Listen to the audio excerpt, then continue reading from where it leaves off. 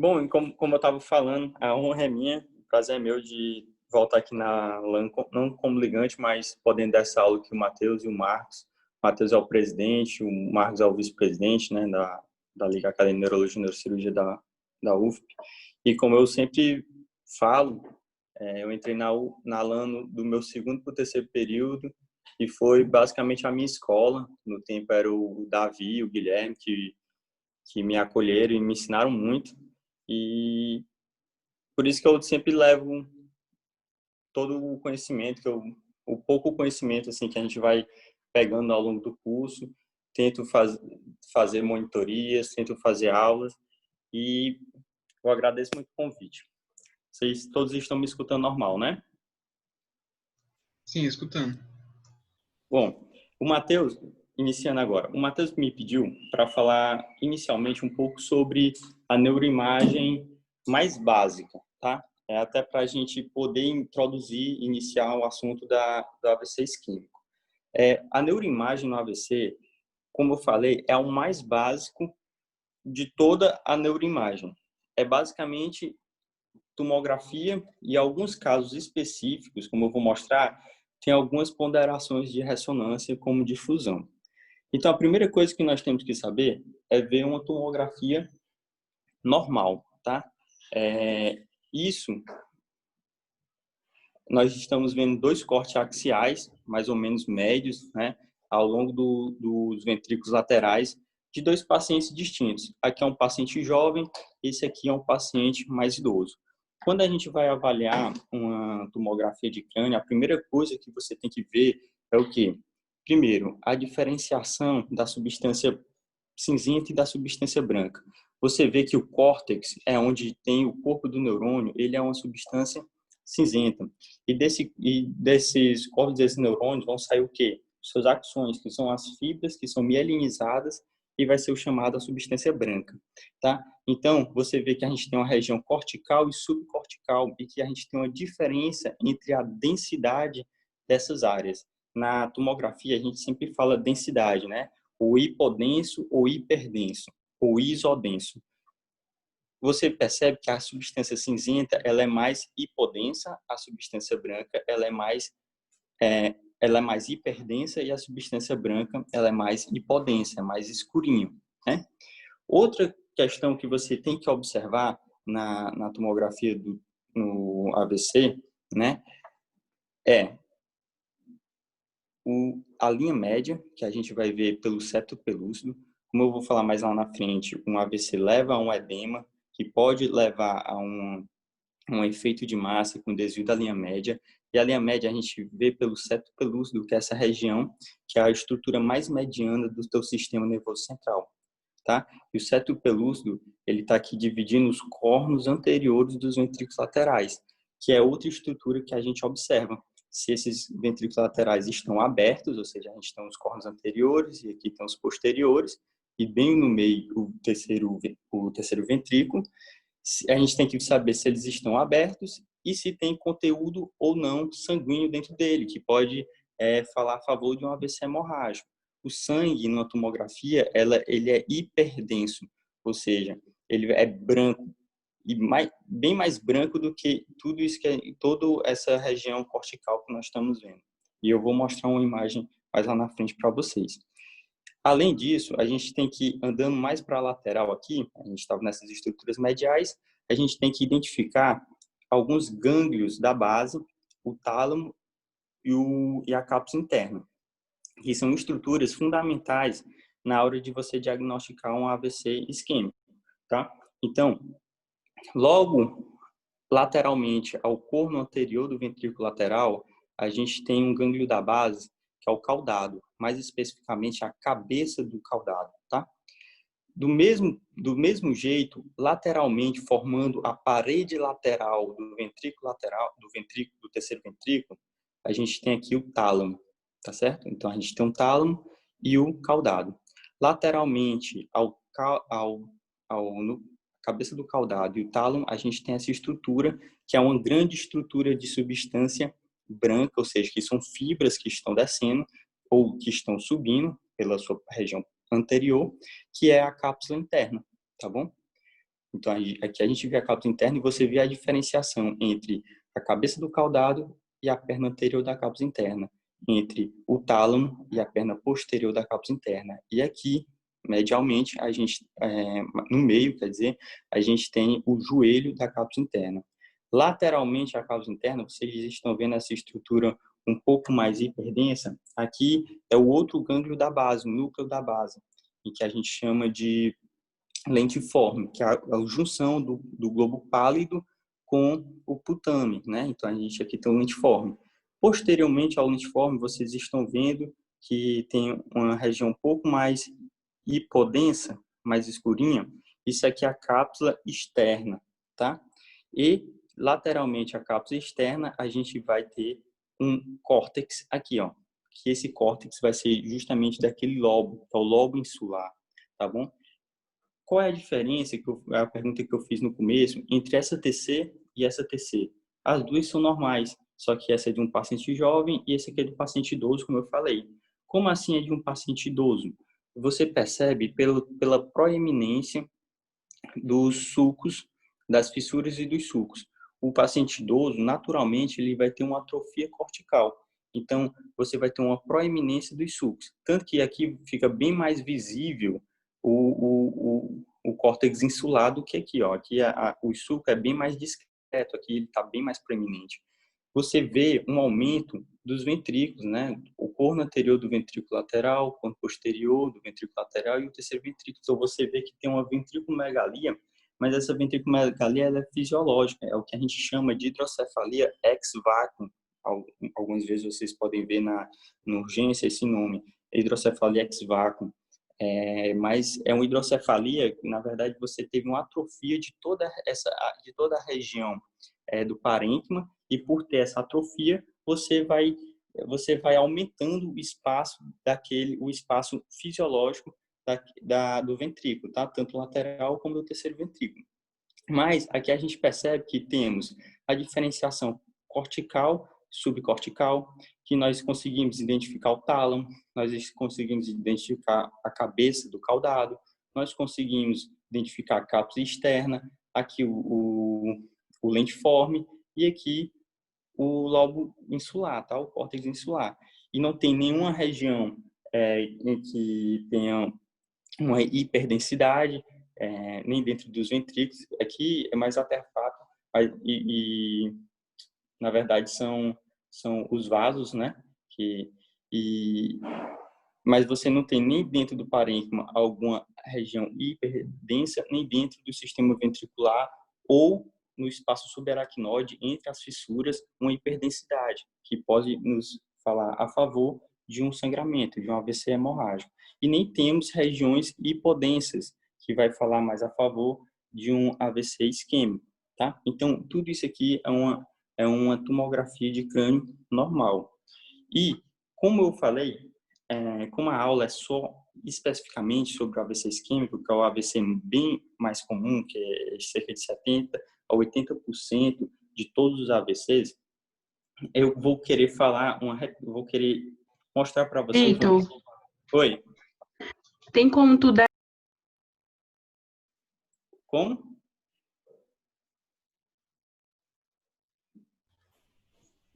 Alguém ia fazer uma pergunta, foi? Eu acho que era Isadora. Vitor, Aí. Oi. tem como, tipo, tu desenhar a cápsula externa, que tu falou dela, mas eu não consegui ver. Tá bom. A cápsula externa, eu vou voltar aqui. Aqui eu não tem como eu desenhar, só tem um pontezinho, se bem que eu acho que tem aqui. Eu só usando o dedo. A cápsula externa, você vê bem que tem essa estrutura branca. Tá vendo? Pera. Uhum. Você tá vendo? Ó, isso aqui é a cápsula interna. Lateralmente a cápsula interna, você tem essa estrutura branca, que é o lentiforme. Tá vendo? E externamente ao lentiforme, tu volta a ter essa substância branca aqui, ó, que vai ser a cápsula externa. E o córtex insular vai ser isso aqui, ó. Conseguiu entender? Tu conseguiu ver agora? Consegui, obrigada. De nada. Então, é basicamente isso. O desenho ficou um pouco ruim, que eu estou fazendo com o dedo, tá? Mas isso é basicamente para vocês compreenderem a TC de crânio normal, tá? E como a gente está falando, vai falar de AVCs químico, vou tentar fazer uma retrospectiva, não é nem retrospectiva, é mais uma evolução de como uma lesão no AVC isquêmico, na tomografia, ela vai se apresentar, tá bom? Então, a primeira coisa que vocês têm que entender é o quê? Que no AVC isquêmico você vai ter uma oclusão de alguma artéria cerebral em que não vai estar chegando sangue, tá? Naquela região do parênquima encefálico. Se não está chegando sangue na região do parênquima encefálico, tá? O que a gente vai chamar de core, que é o ponto onde realmente tem a maior isquemia, onde tem a maior diminuição do fluxo sanguíneo cerebral, ele vai começar a ter uma disfunção, principalmente da bomba de sódio e potássio, que é uma bomba que precisa de ATP, é uma bomba que precisa de energia. Se tu tem uma disfunção da bomba de sódio e potássio, ATPase, né, que precisa de energia, que precisa de energia para funcionar, só que não está chegando sangue, então não vai estar funcionando, o sódio ele vai começar a entrar dentro das células do parênquima, tá? Dentro do neurônio e das células da glia. E se o sódio está entrando, a água vai acompanhar ele. Então, aquelas células vão ficar túrgidas. E isso é o que a gente chama de edema. Vai ser o edema citotóxico. Sendo que a água, numa tomografia, ela é hipodensa, ou seja, ela é mais escurinha. Então, você vai começar a imagem ficar um pouco mais escura, como as células estão bem túrgidas, bem edemaciadas, que é o edema citotóxico, você vai começar a perder a diferenciação entre substância cinzenta e substância branca, que a gente tinha anteriormente. Você vai começar a perder a diferenciação de todas aquelas estruturas do núcleo caudado, da cápsula interna, do tálamo, do lentiforme, do lobo insular, tá certo? Então, é importante eu falar para vocês que essas alterações tomográficas, elas só vão aparecer depois de um certo tempo, não é imediato. Como assim? Foi visto que 30% dos pacientes apresentam alteração só após 3 horas. Quando tu amplia esse tempo para 12 horas, só apenas 60% dos pacientes têm alterações na tomografia. E quando tu amplia para 7 horas, aí sim que tu tem todos os pacientes com AVC isquêmico com alteração na tomografia de crânio. Então, você percebe que é uma alteração um pouco tardia, tá bom? Mas e que existe uma evolução dessa alteração, tá? As primeiras alterações que vão aparecer, como eu falei, por conta do edema citotóxico, só apagar isso aqui, por conta do edema citotóxico, é a diminuição da diferenciação da substância branca da substância cinzenta. Então, a gente aqui, desse lado, ó, do lado normal, isso aqui é um paciente idoso, né? Você vê que tem bem proeminências dos sulcos, você vê bem o giro insular, né? Só que você percebe que você tem uma diferenciação entre o córtex e a substância branca. Isso aqui é o lado normal do paciente, é o parênquima não afetado. Você está vendo bem a fissura, com bem a delimitação da ínsula, caudado, tálamo, cápsula interna, lentiforme. Só que quando você vai para esse lado, como está tendo aquele edema citotóxico, você começa a perder a diferenciação entre substância branca e cinzenta. Você não consegue mais dizer o que é isso. Isso aqui é tudo cinza e acabou. Você tem um borramento, é o chamado borramento do lobo insular, do giro insular. Então, acabou, não tem mais ínsula aqui. Você não consegue delimitar, isso aqui é o mesmo paciente, né, a mesma tomografia, você não consegue delimitar essa ínsula, tá? Então, você percebe que é uma alteração um pouco sutil, claro que aqui não está tão sutil assim, porque esse lado é bem proeminente, mas em um paciente mais jovem, isso aqui acaba até saindo como despercebido, é uma alteração bem sutil. A gente ainda não tem aquela hipodensidade, não está totalmente cinza e preto, tá? Você só tem um borramento com a perda da diferenciação da substância cinzenta da substância branca, e o borramento aqui do córtex do lobo insular. Seguindo, outra alteração que é bem comum na tomografia de crânio, e que você pode ver até de forma recente, tá? Essa cobrinha bem aqui, olha. É essa hiperdensidade, que é só uma cobrinha, tá vendo? E essa cobrinha aqui. O que é isso? Isso é um sinal que a gente chama que é a hiperdensidade da artéria cerebral média. Eu vou falar mais lá na frente que a gente tem vários tipos de AVC, de AVC isquêmico, mas tem um AVC trombótico em que ele se dá em uma oclusão de uma artéria proximal, ou seja, em ramos proximais, ou da artéria cerebral média, ou da anterior, ou da posterior, mais comumente da cerebral média. E quando você tem aquele trombo grande ocluindo a artéria no seu ramo mais proximal, ou seja, no seu ramo mais calibroso, é aquele trombo, ele começa a realçar, ele começa a ter uma hiperdensidade e vai formar essa cobrinha aqui, que é o sinal da artéria cerebral média, e que é até um sinal precoce de um AVC isquêmico de artéria cerebral média, muito provavelmente por oclusão proximal. Isso é importante para o tratamento, como eu vou falar mais lá na frente, tá? Seguindo... Oi. Ele aparece antes da perda da diferenciação córtico-subcortical ou... Assim, é diferente tu falar se vem antes ou se vem depois, mas tanto a perda da diferenciação córtico-subcortical, da diferenciação da substância branca e da substância cinzenta, como o sinal da artéria cerebral média, elas são precoces, tá certo?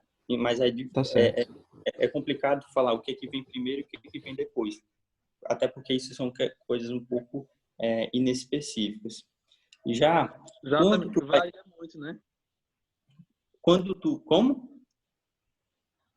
Varia muito, né? Você Varia pode muito. ter formas diferentes, mas eu acho que se fosse apostar em um para ser o mais recente, seria o sinal da corda mesmo, porque eu já vi alguns artigos dizendo que ele representa o exato momento da obstrução, entendeu? Ele é o mais... Né? Então, pode ser que ele seja o mais precoce.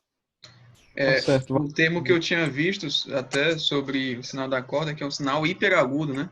Não é nem agudo, não, é hiperagudo. Isso. Pois é, então, a gente seguindo na formação da lesão, do edema citotóxico, você vai chegar até esse momento de ter essa imagem, que é justamente a hipodensidade, né? Aqui eu vou mostrar para vocês os territórios arteriais, mas você vê que tem uma hipodensidade quase que completa no território da artéria cerebral média.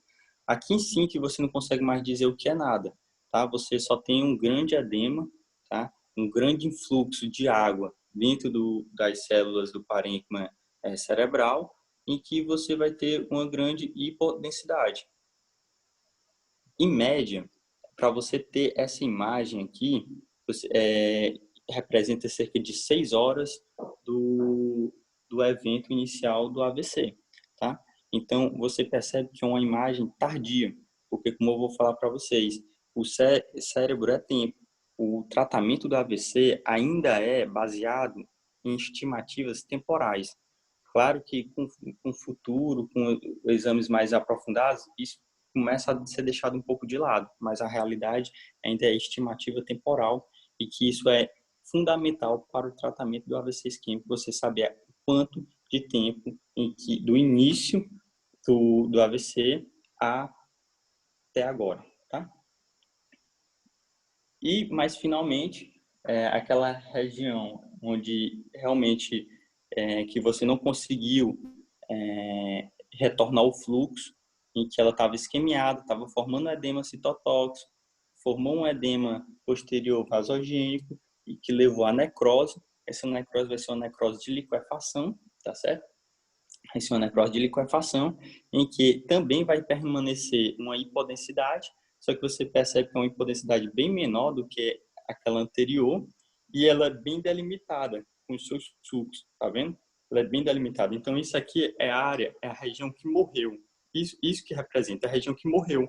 Fez uma necrose de liquefação, foi toda, digamos assim, consumida e morreu, vai ficar o vazio aí, não tem mais nada o que fazer. E essa imagem geralmente é a partir do 7º, do 10º dia do AVC, tá? Em que a necrose mesmo se estabeleceu. Vocês sabem que, então, basicamente esse é o exame de imagem no AVC isquêmico. Você percebe que ele é básico.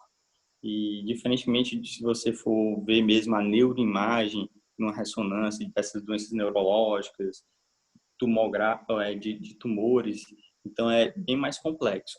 Do AVC isquêmico é bem mais simples, e o clínico, aquele médico no pronto-socorro, ele tem que saber identificar isso.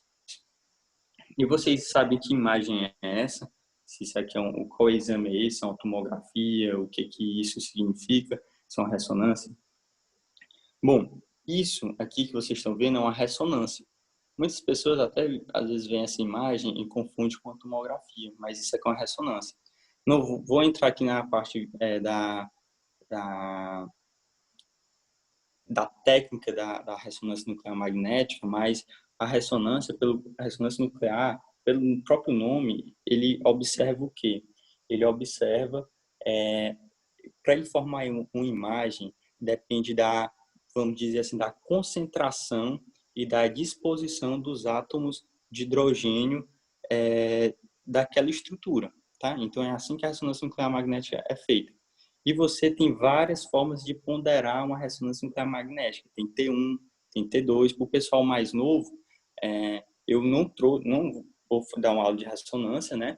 Mas eu trouxe esse aqui, que é o ponderamento em difusão. Tá? É o que a gente chama da ressonância em difusão. Ele é muito importante hoje na atualidade no tratamento do AVC isquêmico. Por quê? Eu disse para vocês que todas essas alterações na tomografia, ela é bem tardia, né? Em média, só a partir de 6 horas, que em média você vai ter alguma alteração na tomografia. Claro que, como o Matheus falou, tem um sinal hiperagudo, que é o sinal da hiperdensidade da artéria cerebral média, né? Mas ele está restrito apenas para um AVC isquêmico de oclusão proximal e de artéria cerebral média, tá?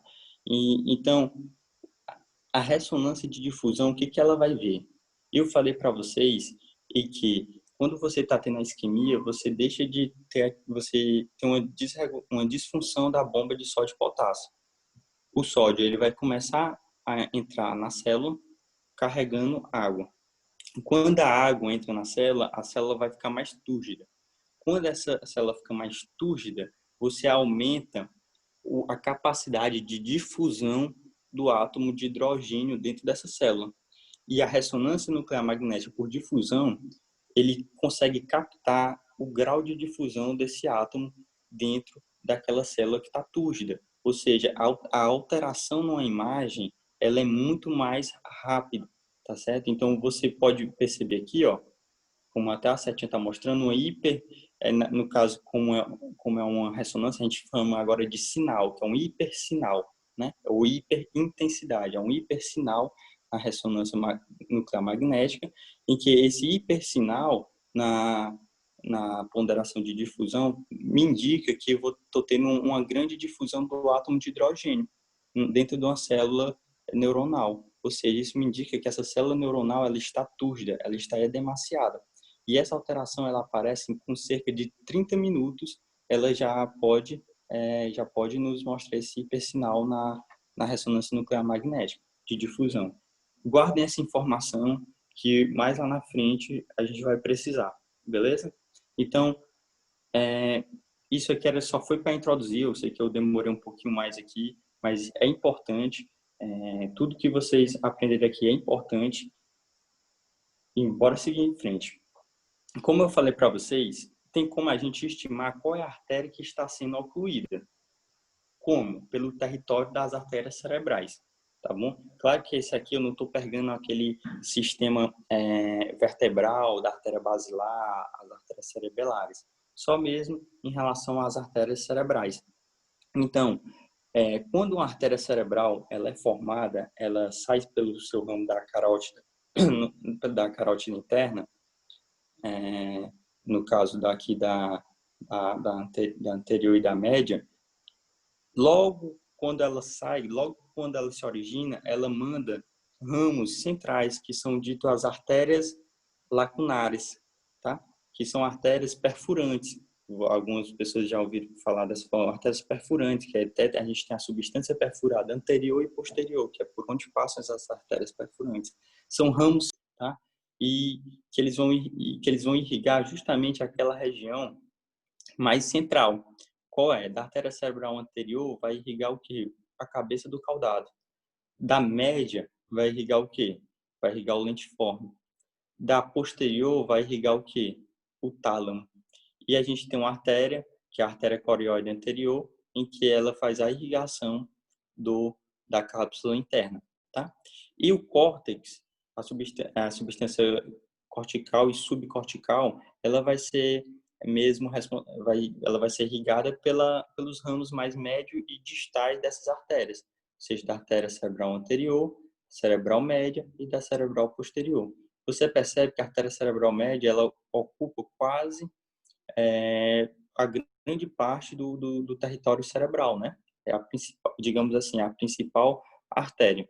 E eu não vou falar disso aqui, mas até pela própria semiologia, pela própria clínica do paciente, tem como a gente, pelo exame neurológico, predizer qual é a artéria que está sendo acometida. Porque a gente sabe que o nosso cérebro tem primeiro, uma somatotopia, né? Uma representação do nosso corpo no nosso córtex cerebral. Então, isso pode nos dizer se é uma artéria cerebral média, se é uma artéria cerebral anterior. A gente também tem ele é todo compartilhado nas áreas da visão, da linguagem, cognição, motricidade, sensibilidade, tá? E as áreas lá de associação, temporoparietal, e que é também muito importante na verdade, no planejamento. Então, isso é muito importante assim na questão mesmo semiológica. O pessoal aí que está assistindo, tem até alguns da medicina lá na Facide, que eu estou dando monitoria de semiologia, e que se você pesquisar, existe as síndromes no AVC isquêmico baseado nas topografias das lesões, tá bom? Bom, vamos agora, de fato, iniciar a nossa aula, tá bom? Primeira coisa, como o nome fala, é abordagem prática. Eu quero passar para vocês uma visão prática, não só aquela visão específica da neurologia, específica da neurocirurgia, baseada no AVC isquêmico, mas eu quero passar para vocês a abordagem prática, porque isso é uma doença, é uma afecção muito comum, tá? O AVC isquêmico, dentro dos AVCs, representa, como eu falei, cerca de 70% a 80% de todos os AVCs, e todos nós aqui, quando nos formarmos, vamos pegar, a grande maioria, né, vai pegar um plantãozinho de urgência de porta aberta, um pronto-socorro, tá? Numa UPA, pode até ser num hospital um pouco mais aprimorado, como no HUT, no sistema privado também, né, que tem os plantões de porta aberta de urgência, e que você com certeza vai se deparar com um paciente que tem um AVC, tá? E que muito provavelmente vai ser um AVC isquêmico. Então veja só que isso quem tem que saber não é aquele neurologista específico, não é aquele neurocirurgião específico, mas todos os médicos, tá? Faz parte do critério para se ter um CRM. Bom, o paciente, ele foi feito toda uma abordagem em relação ao tempo. Então, fiquem ligados no tempo, tá certo? Porque, como eu falei para vocês, cérebro é tempo. Toda a nossa estimativa aqui é baseada no tempo. E o tratamento também é baseado no tempo, tá? Porque a gente tem que saber se vale a pena ou não vale a pena instituir o tratamento para esse paciente. Então, o paciente, ele vai chegar para você com déficit neurológico focal de início súbito. Geralmente que tem mais de 15 minutos. O que é um déficit neurológico focal? É uma hemiparesia, uma paresioplegia, uma parestesia, uma hemianestesia, tá? Paralisia facial, uma disartria, dificuldade para falar. Então, tudo isso configura um déficit neurológico focal de início súbito. A primeira coisa que você tem que saber é: esse paciente está com menos de 24 horas ou está com mais de 24 horas do início desses sintomas. Por quê? Porque tem um grande divisor de águas. Em menos de 24 horas, a gente tem que tratar esse paciente como uma emergência, porque nós podemos ainda salvar alguma coisa do cérebro dele, digamos assim. Nós podemos salvar áreas que estão sendo isquemiadas, tá? Acima de 24 horas, nós vamos tratar como uma urgência. Por quê? Nós já passou de 24 horas e, de acordo com os protocolos atuais, basicamente não tem o que se fazer para esse paciente em relação àquela área que estava sendo isquemiada. O que você vai fazer será o manejo clínico desse paciente, tá bom? Outra coisa importante é saber se ele acordou com os sintomas, que é o que a gente chama do wake-up stroke, que é até relativamente comum, né? O paciente vai levantar da cama e leva uma queda porque ele está parético, ele não está conseguindo mais falar ou está com uma paralisia facial, tá? Que é o wake-up stroke. Classicamente, quando esse paciente ele chega na urgência e dizem que ele acordou com os sintomas, nós vamos considerar o tempo de início do AVC o último tempo em que ele foi visto acordado, ou seja, na noite anterior. Um exemplo: um paciente vai dormir à meia-noite, acorda às 7 horas da manhã e está hemiplégico, hemiparético. A gente vai considerar como se esse AVC tivesse acontecido à meia-noite. Quer dizer, entendeu? Então, isso é o wake-up stroke. E é muito importante porque isso está mudando, de acordo com a neuroimagem avançada, está mudando o tratamento para esse paciente com wake-up stroke. Peguem essa informação e guardem também, tá? Então, a gente vai encarar esse paciente como se fosse o quê? Um AVC. E menos de 24 horas é uma emergência. O ideal é que tudo isso aconteça em uma unidade de AVC. É até bom eu falar isso para vocês irem se familiarizando com esse termo, né? Unidade de AVC. Aqui em Teresina, nós não temos unidade de AVC, tá bom? Eu acho que o que mais tenta se assemelhar assim, a uma unidade de AVC sem querer fazer propaganda, claro, é o Hospital São Marcos. Eu acho que eu já ouvi falar que lá faz alguns procedimentos, tudo, mas não tem nada aqui em Teresina de fato organizado como uma unidade de AVC. Na verdade, existem poucas unidades aqui no Brasil, mas para o tratamento do paciente com AVC isquêmico, o ideal é que ele seja feito em uma unidade de AVC. Então, nós vamos considerar esse paciente como se ele tivesse um acidente vascular cerebral, acidente vascular encefálico. Confirmar o tempo do início dos sintomas, né? Isso é muito importante para definir conduta desse paciente. Outra coisa importante é fazer uma anamnese e pegar todo um histórico patológico pregressa desse paciente, tá? Por quê? Você tem que saber quais medicações o paciente está tomando. Pois se ele estiver tomando, por exemplo, um anticoagulante, o paciente está tomando uma heparina, toma, por exemplo, uma rivaroxabana, ou faz um antiplaquetário, nós temos que saber, porque se ele está tomando esses medicamentos e ele teve um AVC isquêmico, muito provavelmente, se ele tiver indicação de trombólise, eu vou ter que olhar com muito cuidado toda essa medicação em que ele está tomando. Isso vai ficar bem mais claro um pouco mais para frente, tá bom? É importante também, por exemplo, eu saber se esse paciente ele já tem um diagnóstico de uma FA crônica, uma fibrilação atrial crônica, e ele faz uso de anticoagulante. Talvez esse paciente não esteja anticoagulado direito e a culpa do AVC e a etiologia do AVC dele, do AVC isquêmico, muito provavelmente seja por conta de uma fibrilação atrial. Então, então você já, pela história dele, você já consegue delimitar ali, prever algumas atitudes que você vai ter que tomar na conduta, e também já consegue prever um pouco da etiologia da doença, tá bom? Então, o que você vai fazer? Pode permanecer o paciente em cabeceira 0 grau, dorsal mesmo em 0 grau.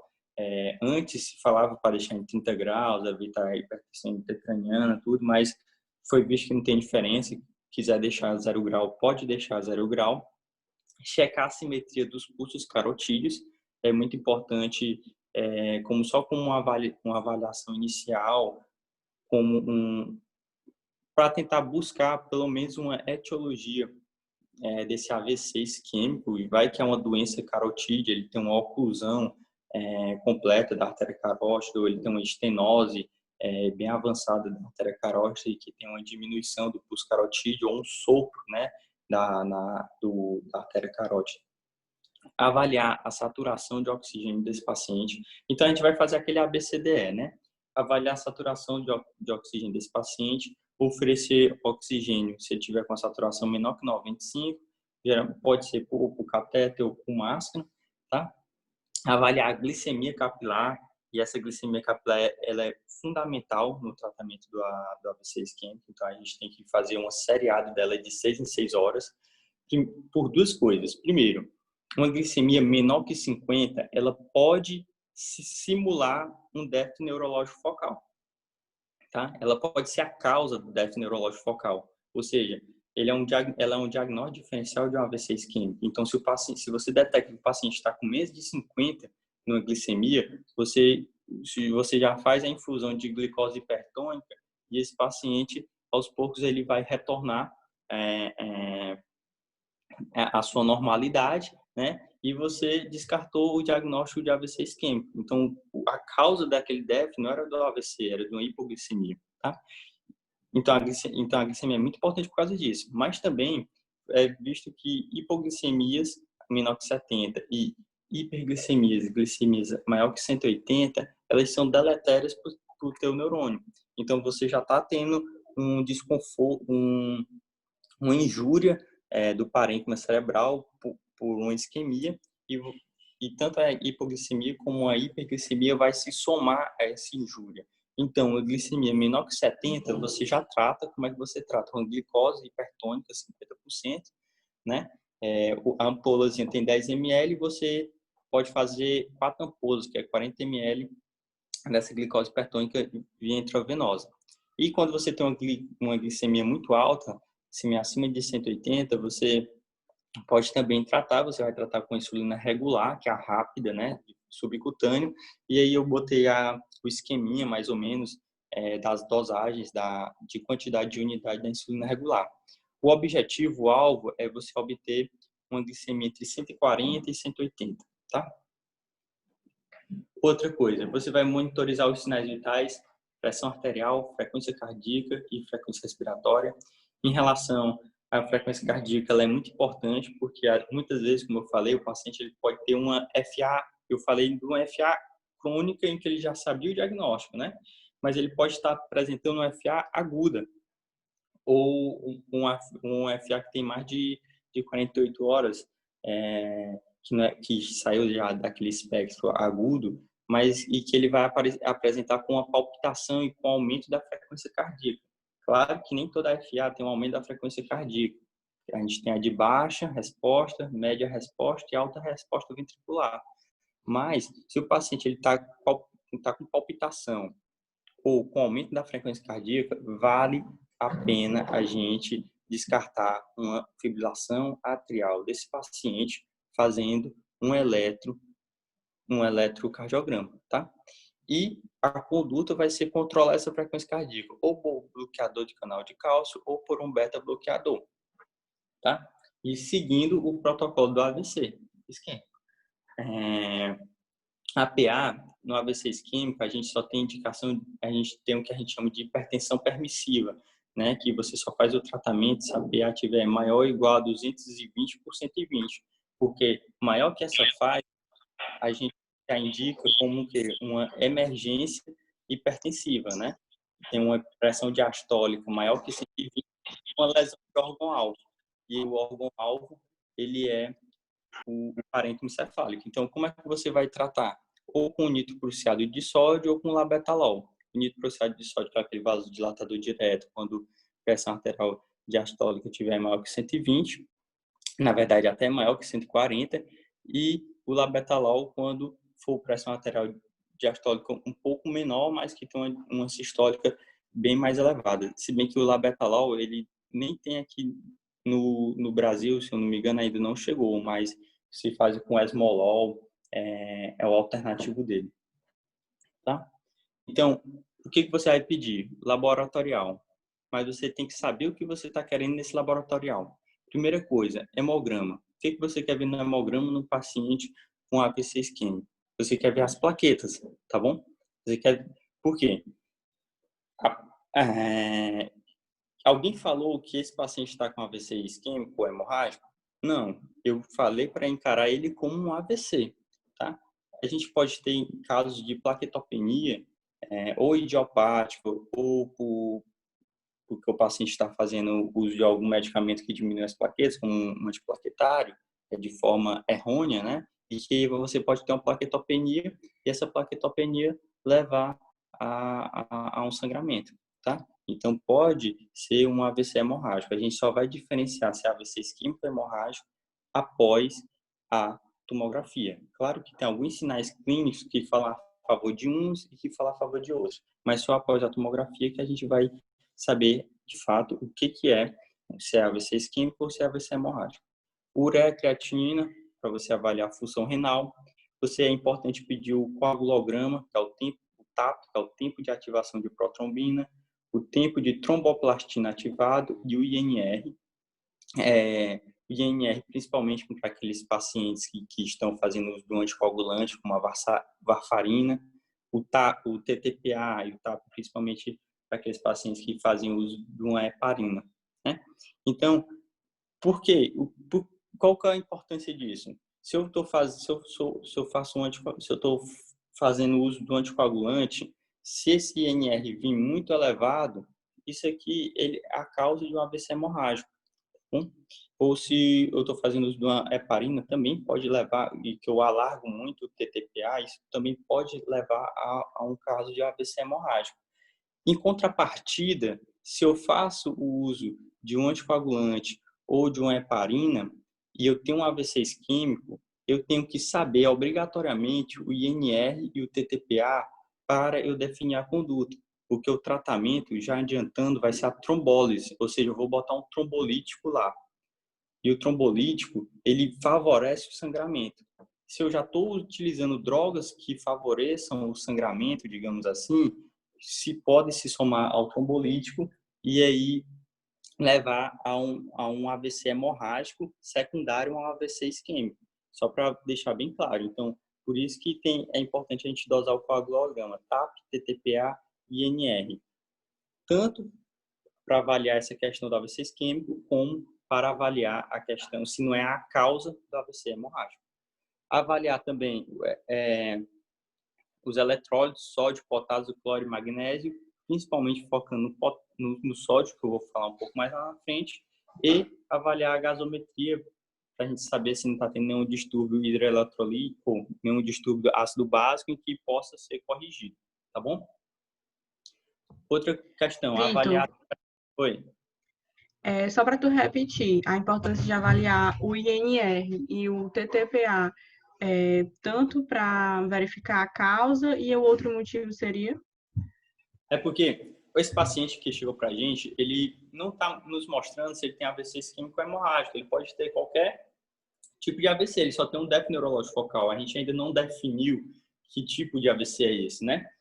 E um paciente, por exemplo, que ele está fazendo um tratamento de uma TVP, um paciente que está fazendo tratamento de uma fibrilação atrial, tomando uma varfarina, tá? Um anticoagulante, em que o anticoagulante ele alarga o INR, o ideal para você estar anticoagulado é ter um INR entre 2 e 3, mas se esse paciente fizer uso dessa medicação de forma errônea, ou seja, uma dose exagerada, esse INR pode ficar acima de 3 e predispor a eventos hemorrágicos. E o principal é um AVC hemorrágico. Então, é bom o INR para a gente avaliar se ele não está tendo um AVC hemorrágico por conta da medicação, tá? Em relação ao AVC isquêmico, é porque você vai ver que o tratamento do AVC isquêmico, principal é a trombólise, o trombolítico. Se tu tem um paciente que está fazendo, por exemplo, um tratamento de trombose venosa profunda com a varfarina, tá? Na fase aguda, e ele tem um AVC isquêmico, você vai querer trombolizar esse paciente, esse paciente, qual o principal risco de você trombolizar um paciente no AVC isquêmico é a chance daquele AVC isquêmico evoluir com hemorragias, tá certo? Isso é natural. Se esse paciente já está usando um anticoagulante, ele pode se somar ao trombolítico e aí potencializar o risco de uma hemorragia. Então, é importante você avaliar o INR, porque ele pode ser um critério de contraindicação ao trombolítico, como eu vou falar para vocês um pouco mais na frente, tá bom? Tu vai já entender. Outra questão, entendi, obrigado.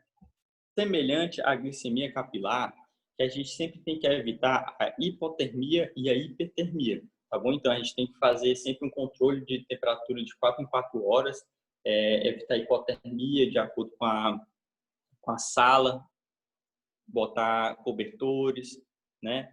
Se for despir o paciente, sempre deixa ele coberto, para sempre evitar uma exposição exagerada e levar a hipotermia. E se ele tiver um quadro de hipertermia, caracterizado por uma temperatura acima de 37,5, você pode ter indicação de tratá-la, pois ela é deletéria ao sistema nervoso central, principalmente aqui no AVC, em que você já está tendo um insulto lá no parênquima, tá? E você vai solicitar a TC de crânio sem contraste. Qual é o objetivo da gente avaliar qual é o objetivo de ver a TC de crânio? É só saber se tem sangramento ou não tem sangramento. Todas aquelas manifestações que eu mostrei para você, que a gente viu, várias tomografias, como eu te falei, é um evento um pouco tardio. Então, muito comum você pegar um AVC isquêmico e que a TC vai estar normal. Então, o que eu quero ver é se tem sangue ou se não tem. Porque se tiver sangue, eu vou caracterizar como AVC hemorrágico. Se não tiver sangue, pode até estar normal, eu vou considerar como um AVC isquêmico. Então, esse é o principal objetivo de uma TC de crânio no paciente com déficit neurológico focal, tá? E você já vai deixar prescrito o trombolítico, né? Que é o RTPA. Você deixa ele prescrito a critério médico, com um paciente com 2 acessos venosos periféricos. E uma coisa muito importante é submeter esse paciente à escala do NIH, que é a escala do AVC. Tá? Essa escala do AVC, ela já foi como critério para contraindicar o trombolítico, mas ela ainda, mesmo assim, ela ainda continua como sendo um critério. Eu vou mostrar a escala para vocês como um critério, como uma pontuação muito elevada na escala do AVC, com um critério de contraindicação relativa, dependendo, fica a critério médico, e também como um critério de uma trombectomia mecânica, que é outra modalidade de tratamento que eu vou tentar explicar para vocês, tá bom? Só mostrando aqui a escala, sim, e tudo isso você tem que fazer entre 15 e 20 minutos, tá? O tempo ideal. Sendo que só para mostrar aqui a escala para vocês, ela é uma escala em que pega 11, são basicamente 11 tópicos, tá? Não quero explicar aqui a escala, ela tem um treinamento específico para quem vai utilizá-la, ela numa unidade de AVC, você vê mesmo ela sendo usada só numa unidade de AVC, e que pode ser não só médico, como também a equipe de enfermagem, ela pode ser treinada especificamente para submeter o paciente à escala do NIH. Então, ele avalia o nível de consciência, a orientação, comandos, motricidade ocular, campo visual, a paresia com paresia facial, a paresia nos membros superiores, paresia nos membros inferiores, a ataxia, que fala a favor de AVC cerebelar, a sensibilidade, a linguagem, a disartria, e a negligência, a atenção à negligência, né? Que é um domínio cognitivo. Então, ele vai avaliar esses 11 domínios e você vai colocar pontos, tá? E você vai ver que essa pontuação ela é muito importante para definir algumas condutas, tá bom?